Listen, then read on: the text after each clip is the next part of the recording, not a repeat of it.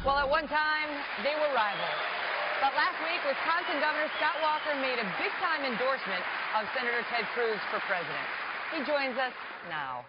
Great to see you, Governor. Thank you so much for being here. Great to be with you. Welcome to Wisconsin. Thank you. It's great to be with you. So, why did you endorse Senator Cruz? Because Donald Trump has come out this week and said you did it because he says he killed your presidential aspirations in about 2 minutes. Well, here in the Midwest, we value people who are for something, not against something, and Ted Cruz is for a better future for my children and all the other children that we see here in the state and across this country. Okay, but with respect, that's like a platitude. Yeah, well, and there's 3 specific reasons I've mentioned when I've been out and about. One is he's constitutional conservative. Why that matters for me here, and a lot of the lawmakers that serve just around the block at the Capitol, is we want someone who understands, as our founders did, that the Constitution clearly lays the power not in Washington but in the states and with the people.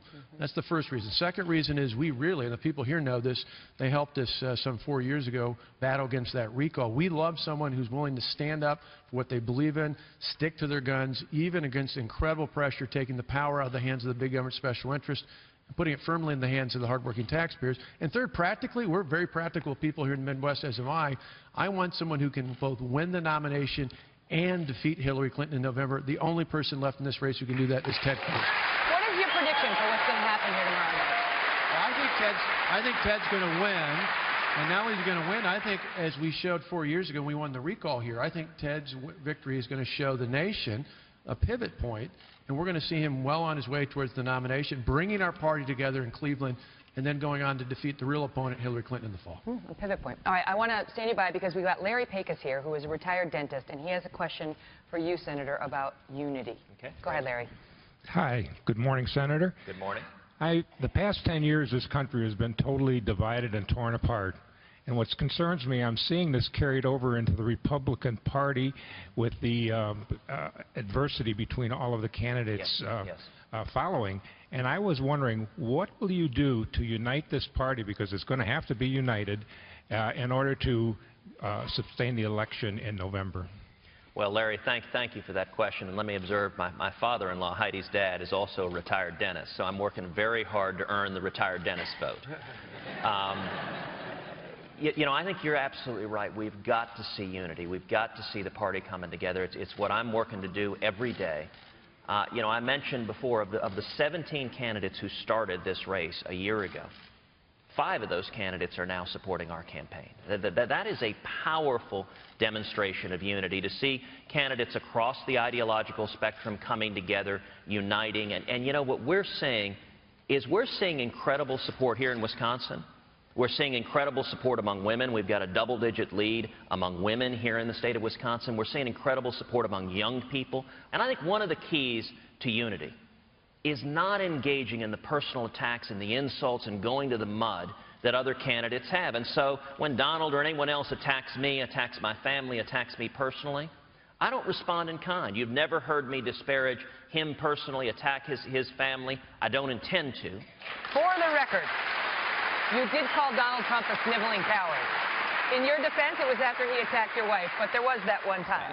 I will take that as a fair correction. And as I said then, not much ticks me off, but if you attack my wife and if you attack my family and my kids, that does it. Understood. I want to ask you, though, because there is a question about whether you will support him if he becomes the nominee. You've been a little reluctant to answer that in recent days. Will you do so now explicitly? I know you say he's not going to be. If he is, will you support him? Well, listen, I don't make a practice out of supporting people that attack my wife and attack my family. And I believe Donald as the nominee is a disaster, that it hands the election to Hillary Clinton. Right, but that's a dodge. You're out. I mean, so let me give you the very direct answer. I don't want to see Donald as the nominee, so we are going to beat him. We are working every minute of every day to beat him. That is not a direct answer. It's as direct as you're going to get. No, because here's what people say, that with understanding that you would be upset he attacked your wife, you know, Trump has done many controversial things in this election, which have cost him some Republican votes. And so there are some out there who say, is it just about your wife, or are there greater issues that you have that could potentially stand in the way of you supporting him if he becomes the nominee? And I have the same question for you, Governor Walker, whether you would support him if he were the nominee. Well, listen, I am campaigning because our country, I think, is hanging in the balance. If Hillary is the president, we'll lose the Supreme Court for a generation. The Bill of Rights, religious liberty, the Second Amendment will be put in profound jeopardy. Our kids will be trapped in debt and stagnation and misery. That's what this election is about. I think Donald Trump gift traps that to Hillary. And so the answer, if you agree with me, and 70% of Republicans do nationwide, what Scott said a minute ago is exactly right. You can't just be against something. You can't just be anti-Trump. The only way to beat Trump is with a strong, positive campaign. That's why we're bringing together and unifying Republicans who say, we got to win. We can't forfeit this election. Okay. I'll give it to you. If Donald Trump becomes the nominee, will you support him? It's going to be a lot easier to support the nominee of our party when it's Ted Cruz. You're dodging too. Look at both of them are outside of the ring. Why won't you see it? Why is it so hard to just say, no, I will not, or yes, I will?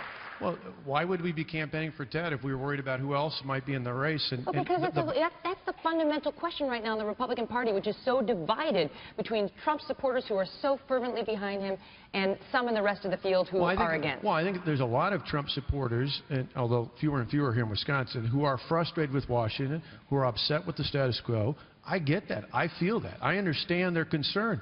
But that's part of the reason why I came out forcefully last week and said I'm with Ted Cruz, because in a state where we've taken on the big government special interest against unbelievable pressure, we understand, we appreciate someone who sticks to their gun, who doesn't just talk about it, who's actually done it. And the only person in the race who's done that is Ted Cruz.